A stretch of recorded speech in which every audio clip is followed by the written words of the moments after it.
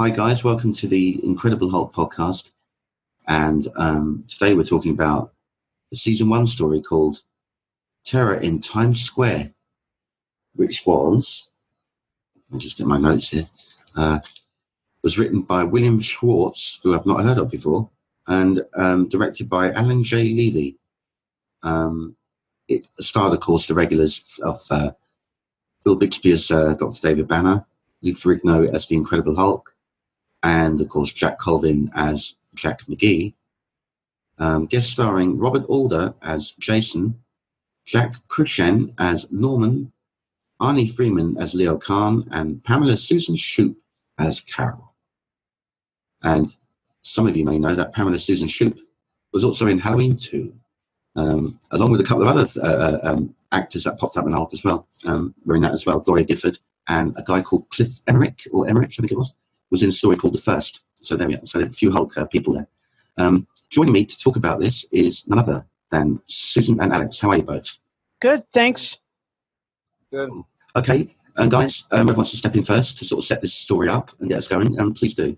All right, well, let's just start off by talking about how interesting it was to have a city-based story that wasn't Los Angeles or, the West Coast.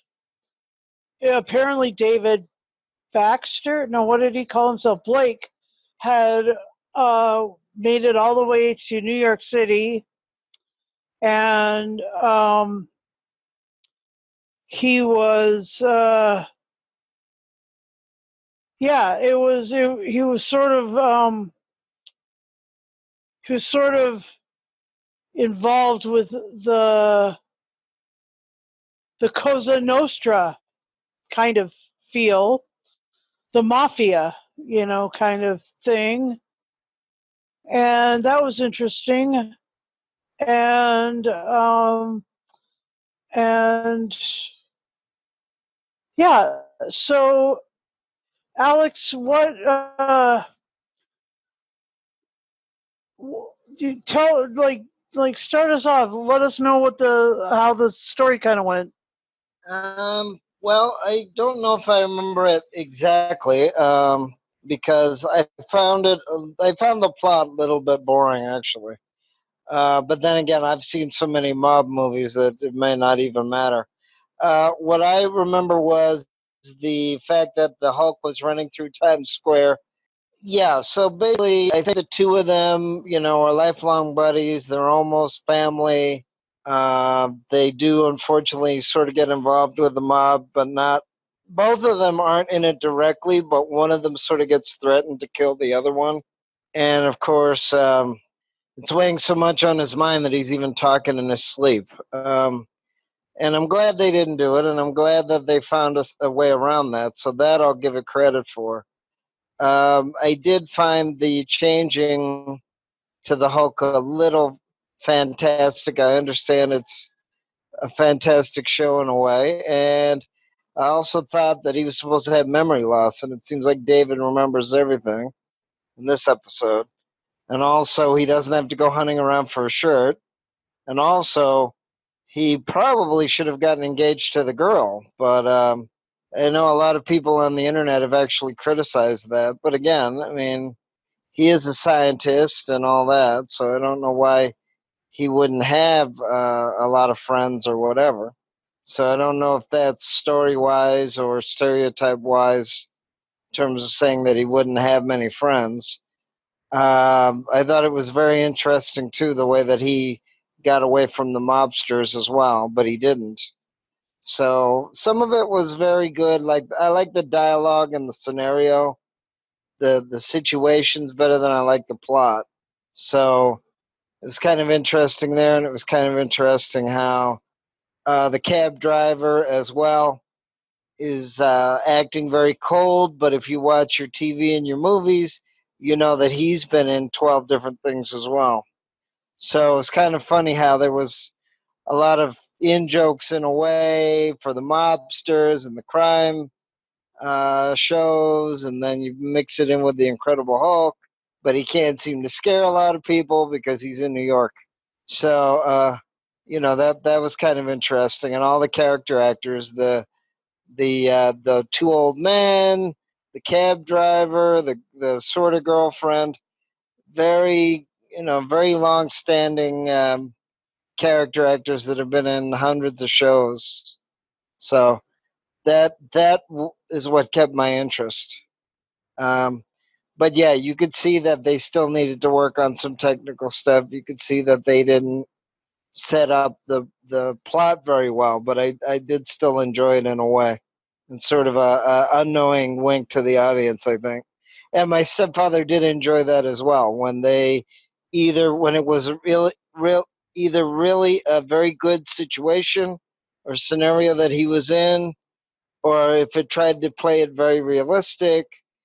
Starts off, he's working at in a arcade, and he's dealing with the money and stuff, and his girl, the daughter of the owner, was hanging out there, and so yeah, so the two older actors were in the office, and so they're in the office, and this this guy who wants protection money comes in, and he's sort of pushing them around, and they don't have enough.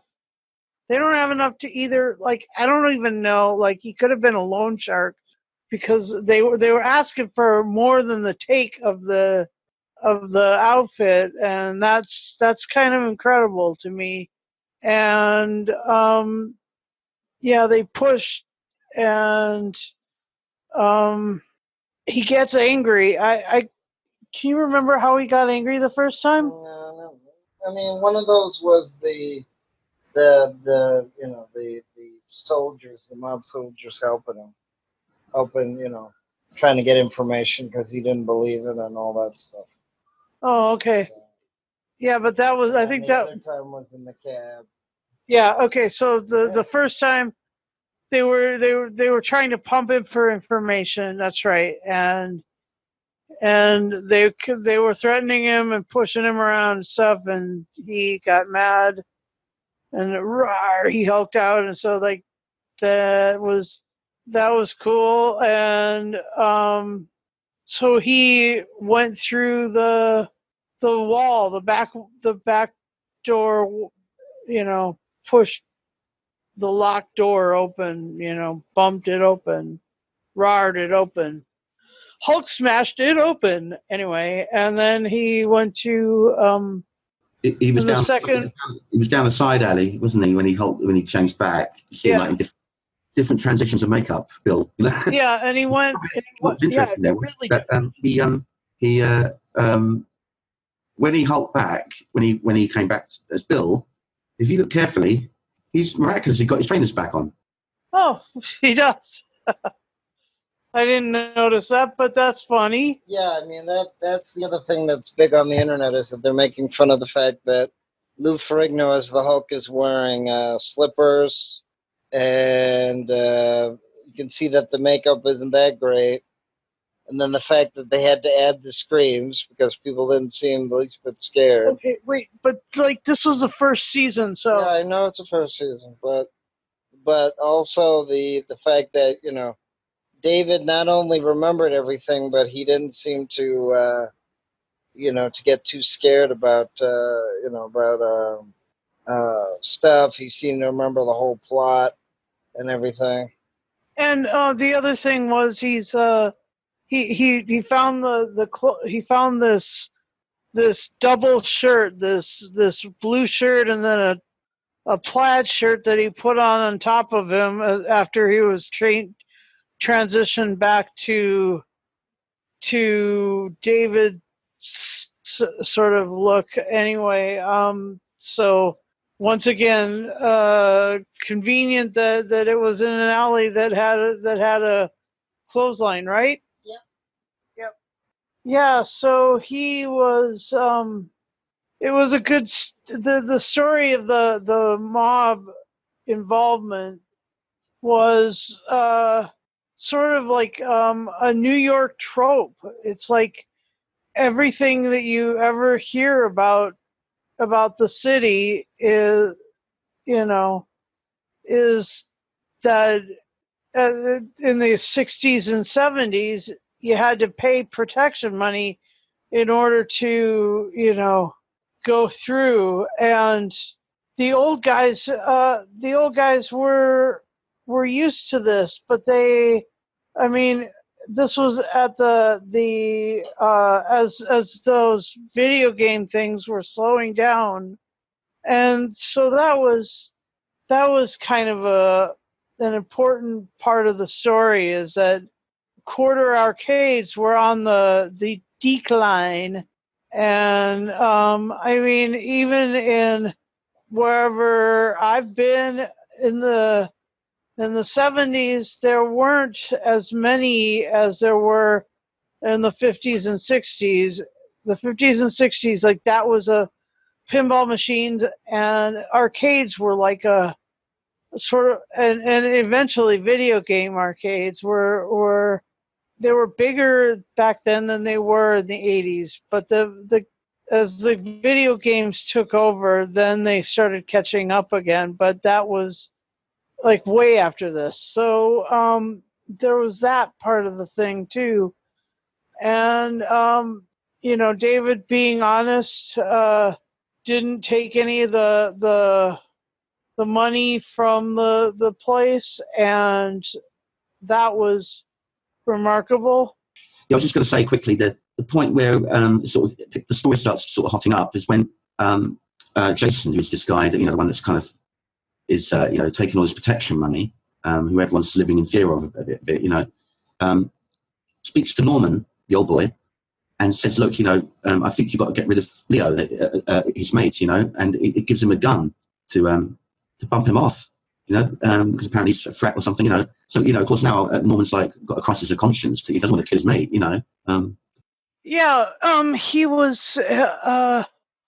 He was really, really uncomfortable with all of that, and so he brought him into this parking garage, and sort of cornered him, and then they decided not to, and he tried to send him away. Yeah, Norman tried to send Leo away and said, just, leave, go on the run.